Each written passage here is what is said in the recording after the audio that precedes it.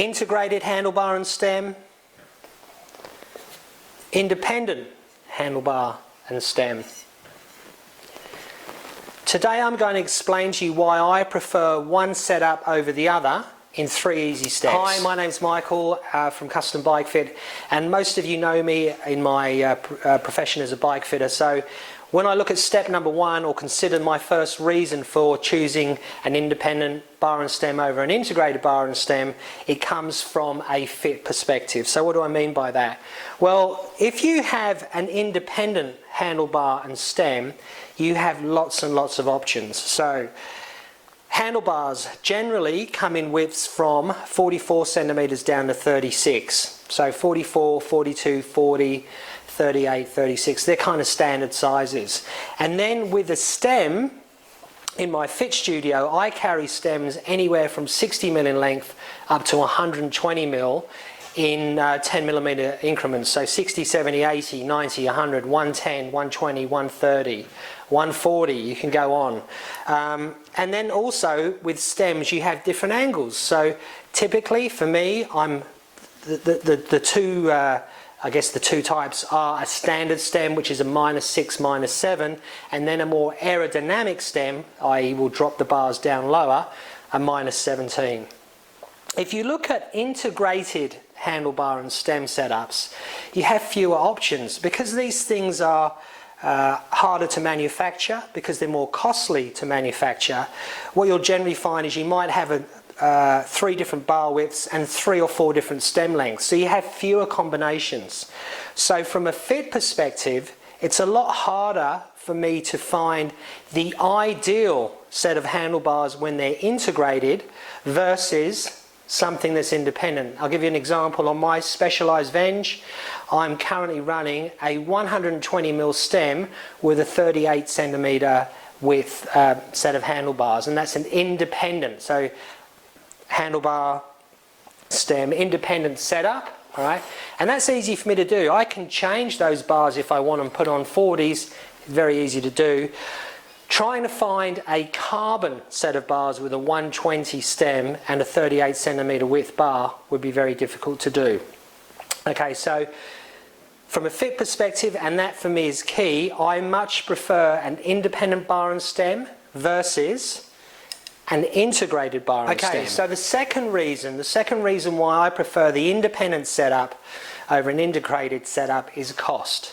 Now, there are some people that come to me and they're looking to buy a new bike, and they're looking at some of the more, I guess the super bikes with the integrated front end. And absolutely, at that time, we'll talk about the handlebars and what's right and try and find the right fit, that kind of thing.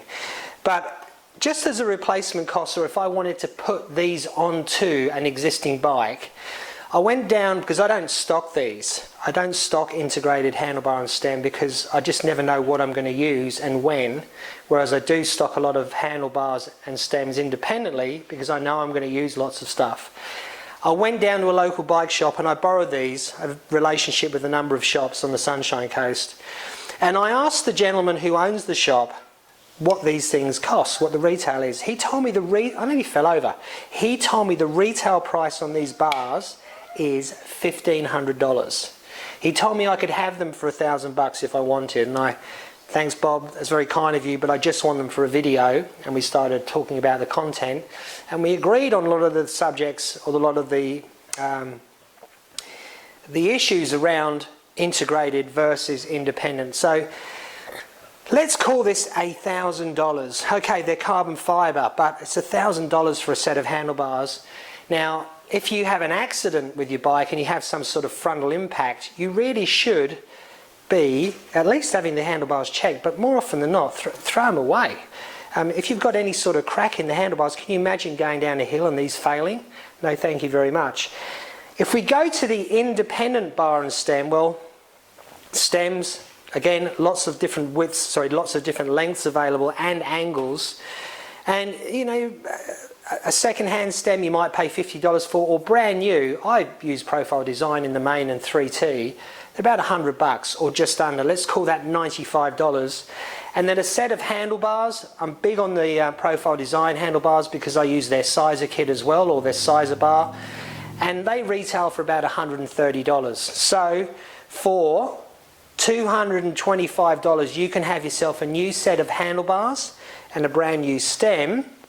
And if I have an accident with my bike and I need to replace my bars, I can replace them for $130 versus, you know, let's say $1,000, or let's say a starting price of $800, and I'm sure they go up beyond $1,500. It could be $1,500, $2,000, some of the more integrated front ends today. So from a price perspective, again, I much prefer the independent bar and stem versus the integrated bar and stem. Okay, and the third reason why I like the independent setup over the integrated setup is what you'll find with the majority of integrated bar and stem setups is that the handlebars tend to be flatter.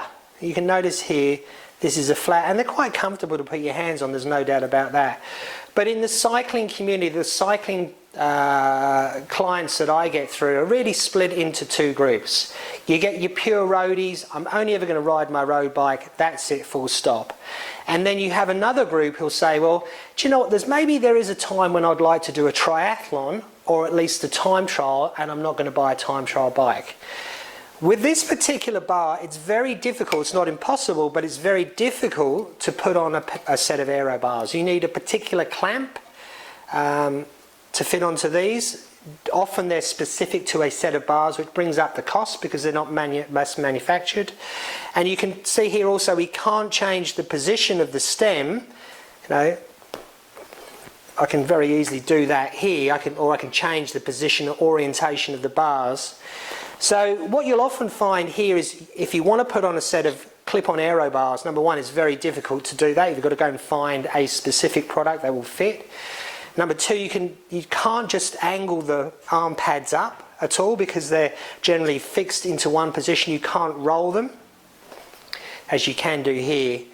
And you can never seem to get the rider in as good a position as you can with these. Now, with a standard set of handlebars and stem, I can easily clamp a set of aero bars here. I can change the orientation, not just of the extension, but of the pad as well. So if the rider decides down the track that yes, they want to be part of a triathlon team and they want to do the bike leg, or there's a local club race and this month it's an individual time trial, we can put on time trial bars. So there's a lot more options here again than there are with the independent. So if you're thinking about even buying a new bike, have a look at the front end of the bike. Is the front end integrated? Is it independent? What is the replacement cost if something's damaged here? Is the width of the bar and the length of the stem, is it ideal for you? Have you spoken with a fitter about that? And do you ever down the track want to put on a set of clip-on aero bars? So hopefully you found that of interest today, and yeah, if you can, hit the subscribe button, hit the like button, make any comments down below, and I will look forward to seeing you in the next video.